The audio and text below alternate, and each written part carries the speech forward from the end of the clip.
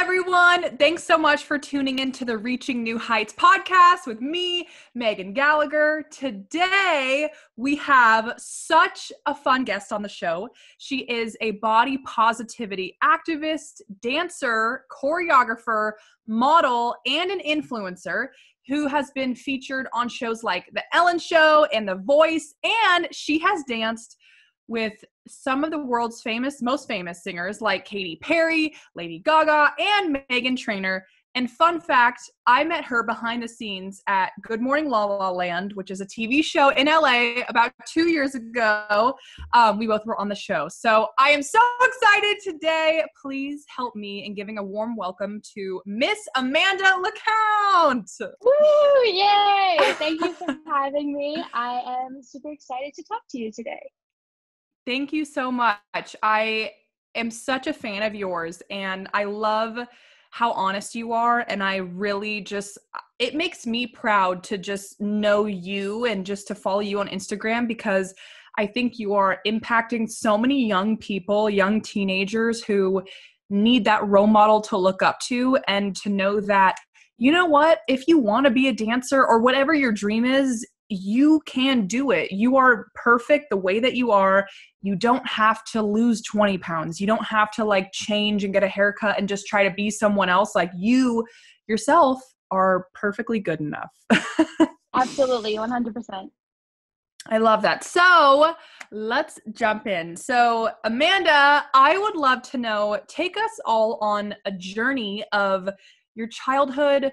How did you know that you love dancing? And did you grow up in a house where dancing was everywhere? Or did you just have a moment where you thought, oh my gosh, I love expressing myself. I love moving my body? Yeah, so I started dancing when I was 2 years old. So I've basically been doing it my entire life. And how I got into it was, first of all, I have a very big family. I have 6 older siblings. So yeah, I always had people around me. But 2 of my older sisters, well, I only have 2 older sisters, but they were in dance at the time when I was growing up. And my mom would have to take me to the studio with her, and I would always just stare through the window or be bouncing up and down to their music. And I think she just kind of saw that and recognized that it was probably a sign that I wanted to be in there with them. And so she enrolled me in my first dance classes, and I just absolutely loved it. I mean, obviously I was only 2 years old, so I wasn't like, oh, I love expressing my emotions, but there was just something about it that I loved. I loved performing, and I loved being the center of attention. If I'm being honest, still true. Girl, I feel it. I love it. And it was just the only place I wanted to be at all times of the day, every hour of every day of the week. It was just what I was super passionate about. Even when I was 3 or 4 years old, I was super passionate about it. And pretty much I kept taking class, obviously, from when I was 2, and the love and passion only grew from there. And then when I was around 8 or 9, I realized that, oh, this isn't just a hobby I love to do. It's my life and what I want my career to be, and I want to do it forever. So yeah. I love that. And it's just so simple. It started off with you when you were super young, and you just were bobbing along to the beat, oh my gosh, I love this. And then look at how far you've come. That's just so incredible. Yeah. I also want to say shout out to my mom, because she, growing up with all my siblings, she made sure that she let us try anything we wanted to try. I played hockey, I did soccer, I sang, I ice skated, cheerleading. She would, if I told her that I wanted to try something, she'd be so willing to do it, because she wanted us to find what we're passionate about. And so if she wouldn't have been so open about that and letting me try different things and seeing what I love, then obviously I wouldn't be here today. So she was a great mom too. I love that. I love my mom too. I think moms are the best, and especially my mom, she's like a mini Kris Jenner. She's like, Megan, she's so just like, Megan, do this, email them 500 times. If you don't get a response, then show up to their house. She means business. So when you were just a teenager, when you got into dancing and you took it, you went from just taking classes, what was the transition for you just, something for fun, and then you wanted to just get more serious, become professional? Like, what was that like? Um, I honestly, I don't really know. I think it was just a switch in my mind going from, oh, I really love doing this and it's like my hobby and it's my favorite part of the day, whatever. Just having it be like my favorite part of life, and then realizing like, oh, if I love it so much, then I should take it more seriously so I can do it as a career, so I can do it forever and it can be my job and I can make a living out of it. So I just realized that, your work should be what you're passionate about. And I've never been a Yes. person, just for me, I've never been someone that like wanted to work in an office or like be super strict scheduling. Like I'm a very Mm-mm. like free person. So I want to do different kinds of jobs with different people and travel and different experiences. But I think the only like switch that happened was I realized that I can do this for my job. Like that's a possibility. So I just started training and taking it more seriously. And I started going to an art school when I was in 6th grade. I went to Denver School of the Arts, where I'm Oh my from, gosh. which is an amazing art school. I was so lucky that it's an amazing place. So that's when I started taking it seriously, was like 6th grade. That's sixth grade. Oh my gosh.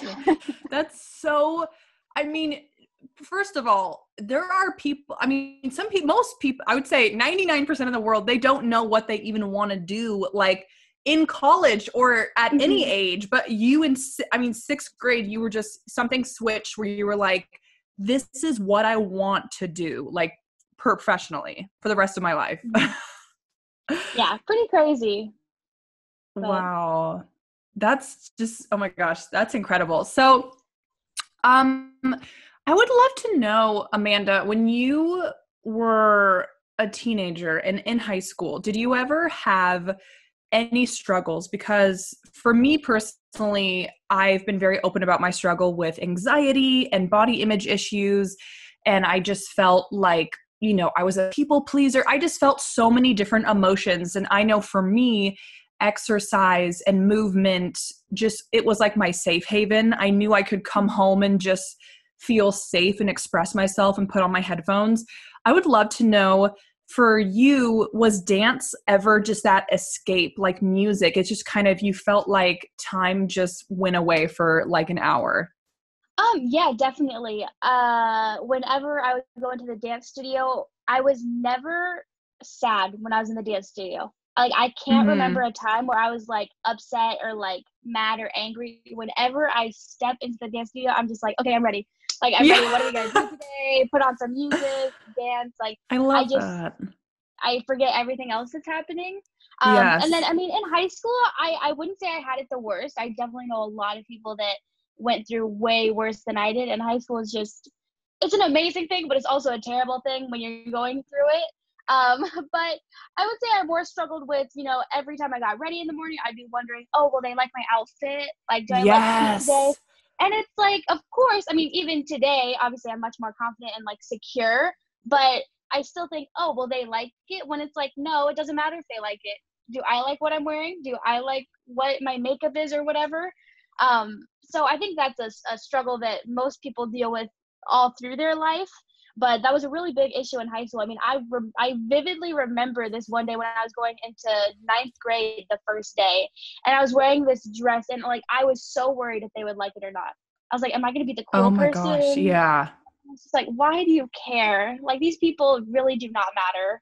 I know. I that was literally, still is me though, because I feel like that part of me, I still have that, and I can feel when it comes up, if I Mm-hmm. feel like I'm not setting boundaries with people, or I'm not, or if I'm afraid of just telling people how I feel, and I'm kind of feel like a chameleon, or I'm just adapting to other people. I'm just, oh well, because in high school I was the girl that was friends with kind of everyone, and I would literally change who I was based Mm-hmm. on who I was hanging around. And I wouldn't literally, become like an emo person and like black goth. Like, Yeah. but I noticed the way that I talked and what I said. And I noticed that. And I was like, why am I doing this? Because I just reached a point where it was exhausting to just Mhm. try to keep up with being liked by everyone.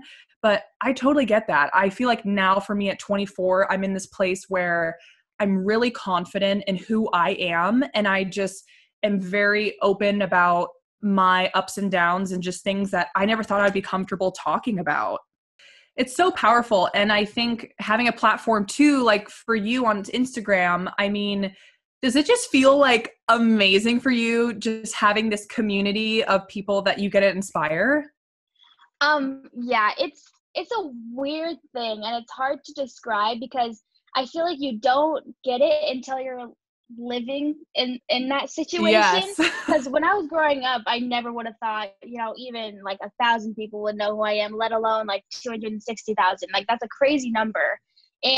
But it's also so amazing, and I'm so grateful, obviously, for everyone that supports me and what I stand for and what my journey is and everything like that. I'm very grateful, but it's also can be stressful sometimes just because you have so many people that look up to you and that are watching your every move, which again is amazing, but also, I Yes. want to make sure that I'm posting the right things and saying the right things and, just making them feel good because they really do not need another social media person who's just posting really good pics of themselves every day. Like, Oh my gosh. they don't need more That of those. We already have them.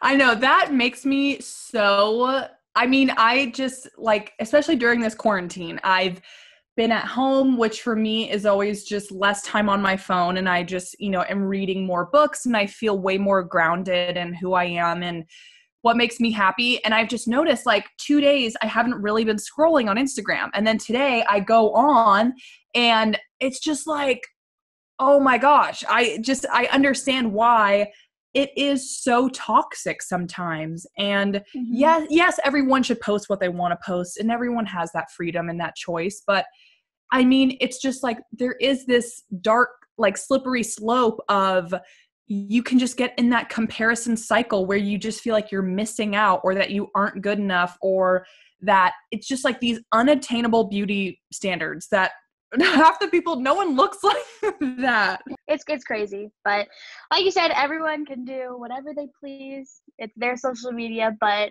I just don't need to. What am I trying to say? Add to the people already Yes. doing that. I'll just Yes. do my own thing and post dance videos and stick to my thing. I love it. No, that's what everyone should be doing, just empowering and uplifting each other. Mm-hmm. So I would love to know, your career has truly, I mean, I've just, like I said, I've been a fan of yours for so long. Your career is so incredible. And like, you've been on the Ellen Show, you've just been in like music videos, you've worked with like some of the best dancers, most well-known, most famous people ever. Have you, in the midst of all of that, just had one of those crazy, just kind of like click, aha, epiphany moments where you're like, this is, I mean, it's happening. Like, holy, like, oh my gosh, whoa, like, when did I get here? Yeah, definitely. Just because I am so busy, which again, I'm grateful for. I don't want to come off like, oh, Oh, no, no, poor no, no, no, me, I'm no. so busy working. No, it's a lot, but But I can get it. You're grateful too.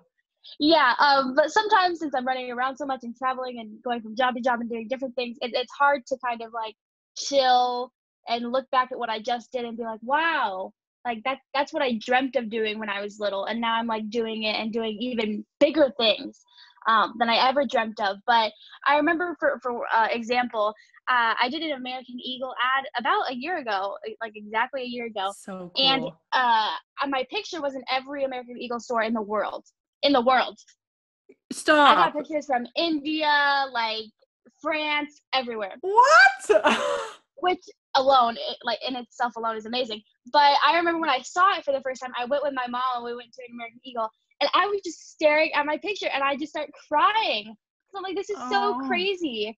And like, also, I mean, it's about me too and just my journey and seeing how far I've come, but it's also about like the people that are going in and seeing that and can be able to relate to that. of course. Because I always go into stores and I'm like, well, that's great, but I can't, I don't look like that wearing that. So Oh, I'm not going to buy your yes. clothes. So I think it's really going to help a lot of other people to go in and be able to see someone that looks somewhat like them or that they can relate to that's not quote unquote perfect. So it was just a mix of both those things, like me being proud of myself, but also being like, oh, like this is going to help so many people. So. Snaps. Yes, queen. Okay. That's amazing because I felt the same way growing up. And I always felt growing up, my forehead was my biggest thing. It's not even big, but I've learned to love it. But when I was younger, I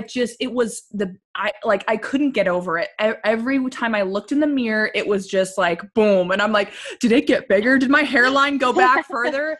And I always felt, just when I was shopping at all these stores online, I was like, no one looks like me. No one has my forehead. No one has like my broad shoulders and like my, buff. Like I just was so like, oh, well, there's no girl who looks like me. So, I don't know. That's just so powerful what you said, because when young people especially just see that and their brain makes that connection of, oh my gosh, wait, like, this girl, Amanda, this other model, I mean, I love the diversity that's happening now. And it's like, there's people who are from, they wear hijabs, and there's people who, are blind or don't have hair or just like are,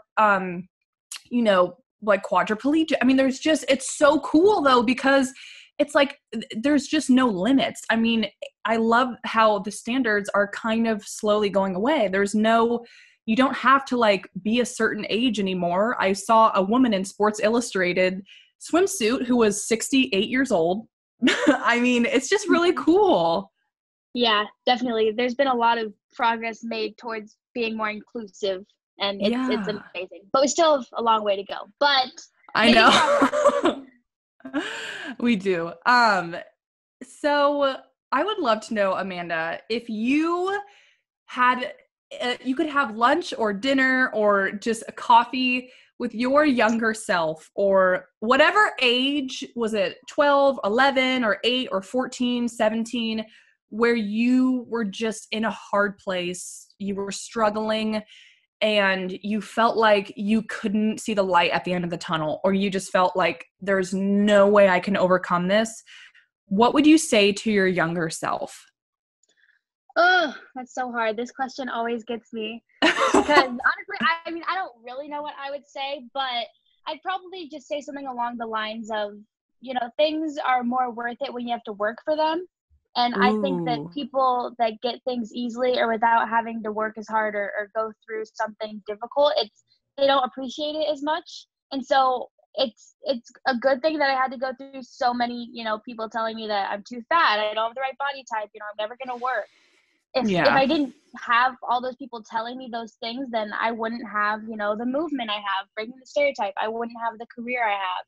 And I also wouldn't value the experiences I've had as much as I do if they were just handed to me.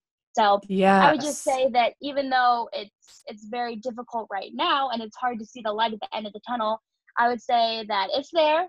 And you just have to keep working, and you should do whatever you're passionate about and whatever you love, and that's dance. So keep doing it. Oh my gosh. I love dance, and I've seen so many of your videos too, and you dance at Millennium Dance Complex and Playground. I've been there to both places. Those are such awesome places.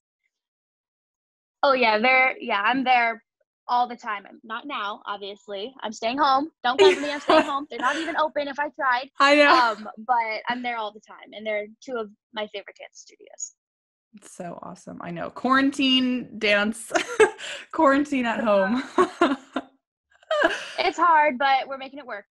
I know. It'll be over soon. That's what I keep on telling myself. Okay, so I love to ask this question. So with every guest I have on my podcast, I love to just imagine for a quick sec that this is a radio show. And let's pretend that teenagers from all walks of life, from all over the world, are calling in like a radio hotline, asking questions. And what would you say if a teenager said, Amanda, I love you. You're my biggest hero. I look up to you. I worship you. I want to become a dancer. I want to become a model. I want to just be this trailblazer who's breaking the stereotype in some way. What would your best advice be? I would say good. You should. We need more people that aren't afraid to be themselves and to be different and to take that risk of being judged and just torn apart pretty much. But I would say that you should do whatever you want to do, because, 10 years from now, 20, 30 years from now, you're going to look back at where you are now. You're going to look back and think, oh, I wish I would have, done what I wanted, or tried modeling, or tried acting, or whatever you want to try, because you never know what could have happened unless you try it. And even if it doesn't work out for you, at least you can say that you tried it and you put 100% effort into it, and you didn't give up. Because it's the worst feeling to give up on something and then say, oh, I wish I didn't, or I wish I would have just pushed through and tried. So I would just say to do it, and if you're passionate about it and you love it and you're ready to get criticized, Yes, I would yes, say you should do it, because there needs to be more people that aren't scared to be different, as some people say. I love that. Oh, your energy is so contagious too, by the way. Like, you're just so Thank positive you. and so confident. It's so cool. So, okay, now it's time for rapid fire questions. So these are just super simple, short, just like goofy, whatever comes off the top of your head questions. So number one, Amanda, if you could be any type of junk food, what would you be? Oh, okay. Probably hot chips. I'm obsessed with hot Cheetos or Takis, so those are probably my favorite. And that's what I would want to be. Ooh, I haven't had hot Cheetos in so long. I like the big puffy ones. I've actually never had those, the Flamin' Hot. I've had those normal, but I have to try them. Ooh, I mean, oh girl, so good. Second question is, what was the most embarrassing moment that you've ever had? Okay. It's funny now, but when I was, I think, 14, I had just moved to LA and I went to a dance convention. And one of the teachers, like two years ago or a year and a half ago, I had assisted him at this convention, and I thought he would know who I am. It had been only 2 years, so I thought he would know. And he comes around walking, and he's walking towards me. And we hadn't talked since the 2 years or whatever, but I thought he knew who I was. So he starts walking towards me, and he gets probably this close to me, so about 2 feet away from me. And I go in to hug him, and I hug him, and then he's like, oh, hey. And then he keeps walking past me, and I turn around and he hugs the girl behind me, and they're just like, what the heck? No way. So pretty much I gave someone a hug that they didn't want, and he probably didn't know who I was, and it was very embarrassing, and that's still probably one of the most embarrassing things I've ever done in my life. Oh, it was just the worst. Oh, but whatever. I can't go back now, and he probably doesn't even remember it. So no, it's all good. And you're spreading positivity. You were being nice. Yeah, being nice. Oh my gosh. And my last question is, what is the best piece of advice you've ever received? I would say, there's so many. Oh my gosh. I would say, okay, I'm going to say two things. I would say, one, don't compare yourself to other people. That's one I say all the time. And obviously I still have a problem with it. I'm always going to have a problem with it, because it's so easy and natural to look at someone and just immediately compare the two of you together. Right. Yeah. But I'm learning to not do it as much, or to not put so much value in that. And then also I would say, this is kind of something that I didn't come up with, obviously, it's been around forever, but something that I've really been getting into the past few years, and I've been trying to say a lot. And it's just that I don't understand why people continuously try to change themselves for a society that's just going to change more. So 10 years ago, freckles were not cool. Freckles were no. No, and same with big butts, by the way, too. Yes. Okay. And now everyone's doing fake freckles, and some people are henna, tattooing. I'm guys, you realize in 5 years it's going to be back to they're not the cool thing. And so I'm I just don't get why people, dyeing their hair. I mean, I guess hair is different, but doing permanent things to your body when a society is just going to keep on evolving and changing. So stop changing yourself for a society that's pretty much never gonna, what am I trying to say? It's never going to give you the okay. It's not you reach a certain point or you look a certain way and everyone's yeah, you reached the look, you're perfect. No, there's always gonna be something that people tear apart. So stop changing yourself for people that are gonna whatever. And it's, it's really, my mom came up with this because growing up, I struggled a lot with just body image issues. And I felt like, oh my gosh, I'm never going to be good enough. Or when am I going to be enough? Is it going to be when I lose 10 pounds? Is it going to be when that guy decides that I'm pretty, that I'm going to validate my own self? But she would literally call it, Megan, you're on the race to nowhere, meaning it's like an infinity pool. You're like, oh, does this keep on going? And it does, because you could get like, to each their own. Everyone can make their own choices, but when you're doing it for the wrong reasons, like you're getting plastic surgery or work done or implants or anything because you don't feel good enough, it just becomes this addiction of, oh my gosh, wait, now that I think about it, my nose also bugs me. And it's just, when you're doing it in a form and in like a state of lack and that you're not enough, that's when it becomes a problem. Yeah. And there's always gonna be something that people pick on you about. I mean, not that I'm saying they're the most gorgeous people, whatever, but people seem to think, Kim Kardashian, Kylie Jenner, whatever, are like kind of the standard. Yes. And I'm like, okay, guys, like they're beautiful. Don't get me wrong. Like, I'm not saying there's a problem, it's their life. They're great. But people still comment, oh, whatever, like you have an ugly face or what, your skin's ugly. Right. Like, you're still going to comment about something. And they've pretty much spent their whole lives trying to be the prettiest person. And they're still getting comments saying, oh, you're not pretty enough or you're ugly, whatever. It's so sad. So there's no point. There's really no point. They're going to pick on you regardless. So you might as well stay yourself and be hated for who you are. Oh, I love that one too. I'd rather be hated for who I am than loved for like who I'm not. Ooh, that's so powerful. And I think especially LA, it's so amazing, but I think like I've been there for almost 5 years now and I've just noticed such a difference. And I'm so thankful I grew up in the town that I did grow up in, because it's such a tiny town. And I mean, just LA in general, it's so amazing, but it's just, there's so many like just reminders or like things where I, will be scrolling on Instagram or something will make me feel not good enough. And I have to be really self-aware of, okay, what caused that? And then why am I feeling that way? And then, what behavior am I going to follow up with? Like, am I going to go scrolling more? And it's kind of like a hamster wheel. And it's just good to be aware of, when you feel triggered and to not make like just in the heat of the moment choices that aren't really for your best good. Yeah, exactly. Yes. Okay. So thank you so much, Amanda, for being such a amazing guest. Of course. Your story is so awesome. And I wish that there were people like you when I was growing up, just like these badass, just killing it. And just such a reminder of, like, what am I, just like, oh my gosh, I can do anything. And just to get out of your own head and just to be like, I'm going to own it. And I don't know, your energy is just so contagious. I would love to know, for everyone listening, where can they find you on social media? Oh, yes. My Instagram is Amanda LaCount, just like it sounds, LA Count.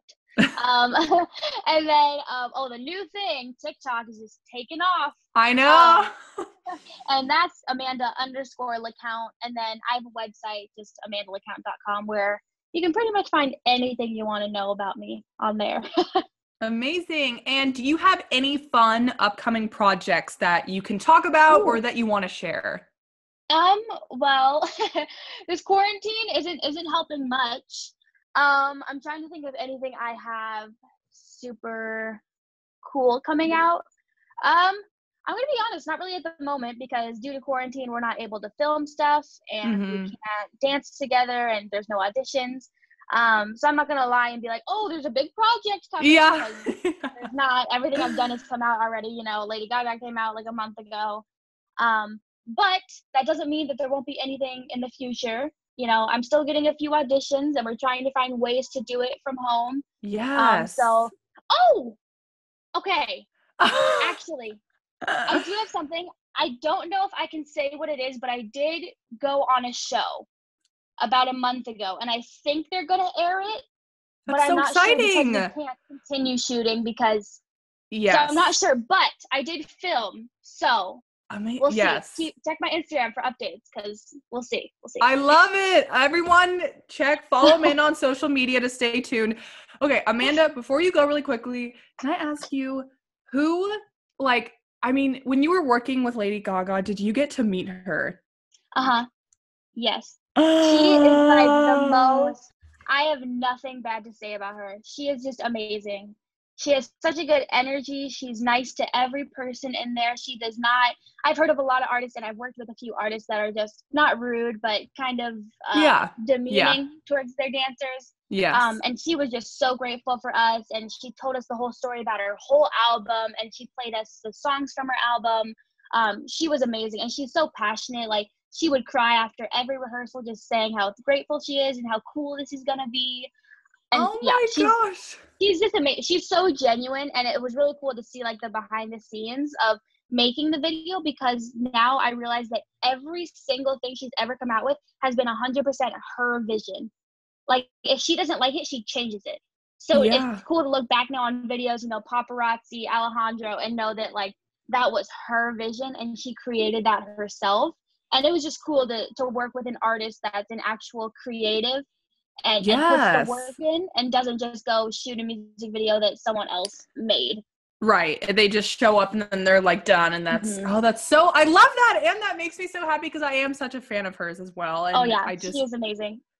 Oh, I love hearing that. Oh my gosh. Okay. So thank you once again, Amanda, for coming on. And you are such a gem. You are absolutely so joyful to be around.